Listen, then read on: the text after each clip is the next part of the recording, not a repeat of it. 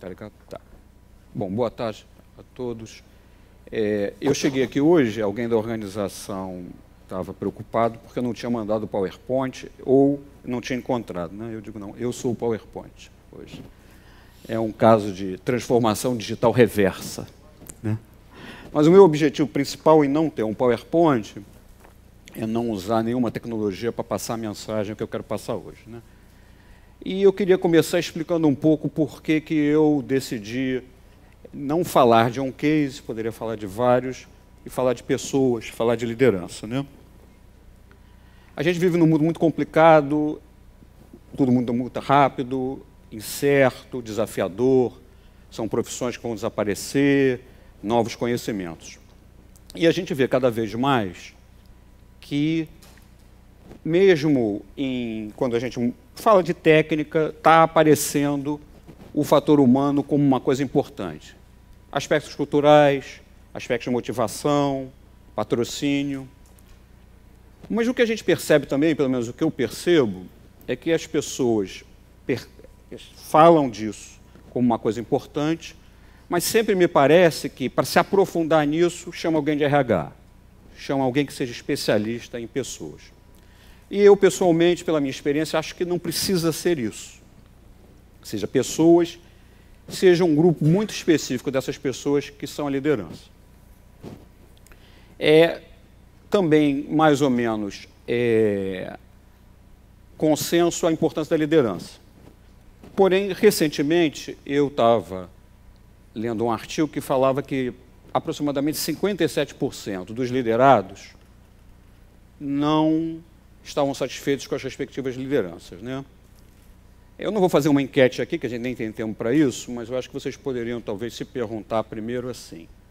Acho que todo mundo aqui deve ter um líder, né? E quem já for líder pode fazer essa pergunta a si mesmo. Ou seja, será que a gente está satisfeito com as nossas lideranças? Se a gente, como líder, acha que os liderados estão satisfeitos conosco? A minha pesquisa falava uma coisa interessante, que uma das causas para essa insatisfação com a liderança seria uma percepção de que a liderança não aprecia realmente as pessoas, os liderados.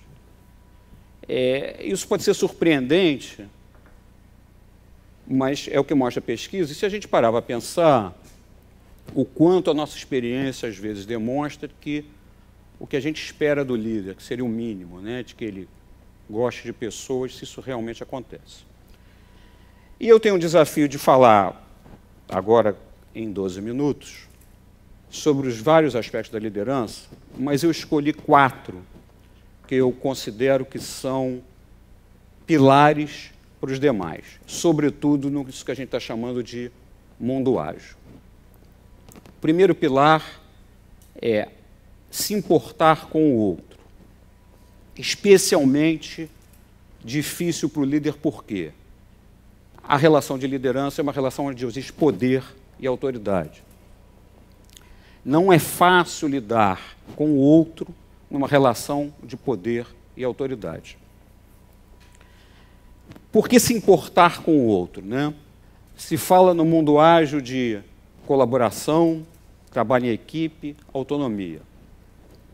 Como se faz isso numa relação que pode parecer que o teu líder não se importa com você? Porque se importar é se importar com pessoas e não com papéis. E eu acho que liderar é liderar pessoas, não papéis. O que eu quero dizer com papéis? Não é um subordinado, não é uma posição na empresa. É um igual que tem necessidades, que, de alguma maneira, tem empatia, se identifica ou não com você. Então, e, finalmente, o grande critério para decidir se você se importa com o outro é o que o outro acha disso. Essa talvez seja a primeira característica que eu quero destacar entre as outras 3, que valoriza o outro. A segunda característica já é um olhar do líder para si mesmo.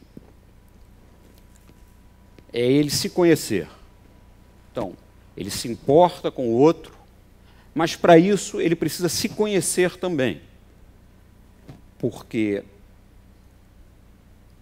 se conhecer te ajuda, no mínimo, a perceber o que você precisa melhorar. É um desafio enorme, porque o ser humano é muito mais complicado do que a gente reconhece, né? A gente tem um monte de filtros aqui dentro que a gente não consegue explicar, e alguns deles a gente não consegue nem controlar. A gente muitas vezes, como tem um teórico que diz, vê as coisas, mas realmente não enxerga o que está vendo, ouve e passa por uns filtros aqui e às vezes finge que não ouve. Então, conhecer a si mesmo, na verdade, quando estava pensando nisso, eu tive uma dúvida se eu falava em conhecer ou ter consciência das suas características. São coisas diferentes, né? Na verdade, para se conhecer, primeiro você tem que ter algum nível de consciência. Uma coisa que agora remete ao outro de novo, como eu falei, que um bom ponto de partida para você se conhecer é a opinião que o outro tem de você. Aí já, de novo, você começa a valorizar o outro. De novo, a ligação com o ágil, né? Como trabalhar em grupo, sobretudo numa relação líder-liderado, como dar autonomia ao líder, como estimular. Se você não se coloca numa posição humilde, aí eu vou resgatar uma coisa que a Vânia falou, a humildade na relação líder-liderado é importantíssima, em que você quer ouvir a opinião dele sobre você.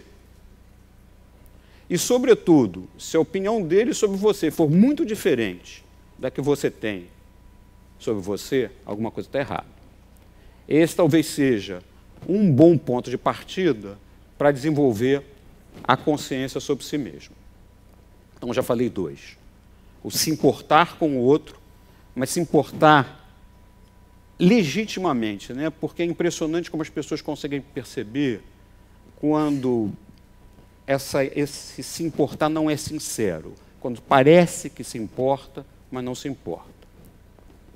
Conhecer a si mesmo, ou procurar sempre conhecer a si mesmo, e valorizar, esses andando juntos, o outro para se conhecer.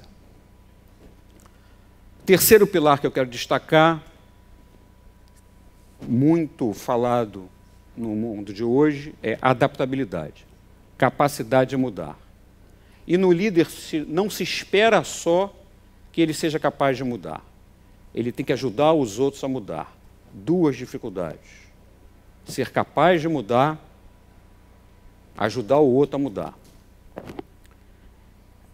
Mudar para o ser humano é uma coisa extremamente difícil. A gente tende naturalmente para a estabilidade. Diz que as pessoas resistem à mudança e resistem mais quando ela é imposta sobre elas, com razão. Mas resistem, sem sombra de dúvida nenhuma, resistem. E facilita muito se a gente entende que, para mudar, a gente precisa ter consciência de que precisa mudar, precisa querer mudar, precisa enxergar benefício em mudar. O líder, sobretudo, tem que entender essas três necessidades da mudança, porque, de alguma maneira, ele vai ter que ajudar os outros a mudar e ele vai ter que construir uma mudança que aumente a conscientização, aumente o desejo, mostre os benefícios. O papel do líder na mudança é fundamental. Não tem mudança sem liderança o tempo todo, do início ao fim. E não tem mudança se o próprio líder não se entender como ele tendo que mudar primeiro. E eu acho que todo mundo vai concordar, essa estabilidade do ser humano faz com que a gente, eu ouvi isso recentemente, que precisava de coragem para mudar. Eu não achei uma palavra melhor para demonstrar o esforço que é para mudar, não nas coisas pequenas, mas nas coisas que realmente vão fazer diferença, né?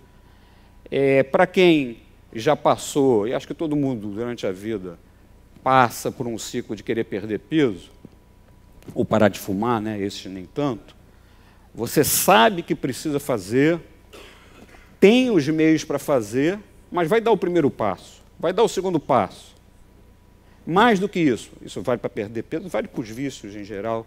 Tenta manter isso. Não é muito diferente do que se espera do líder e das pessoas numa organização. Então, 3 pilares. Se importar com o outro, conhecer a si mesmo, ser adaptável, ajudar os outros a se adaptar. O 4º pilar, muito falado no mundo ágil, tem a ver com aprendizado. E, de novo, né, faço um resgate aqui do que eu já ouvi quando cheguei. Hoje se fala que as pessoas têm que aprender, desaprender e reaprender.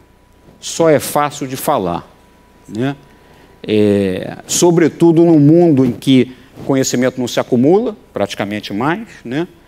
E os desafios, sobretudo, não tem muita diferença de idade nisso, né? Eu diria que os desafios são iguais para as faixas etárias todas.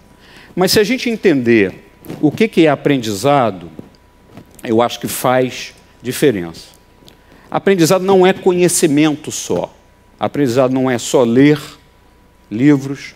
Aprendizado não é só ouvir palestras. Aprendizado não é só conhecer outras experiências. Aprendizado é conhecimento, mas você realmente aprende se você reflete sobre o que você ouviu. E refletir demanda tempo. Refletir demanda a tua capacidade de ter dúvidas, de fazer pergunta para si ou para os outros sobre o que você conheceu. Vejam que eu não falei aprendeu. Sobre o que você leu, sobre o que você ouviu.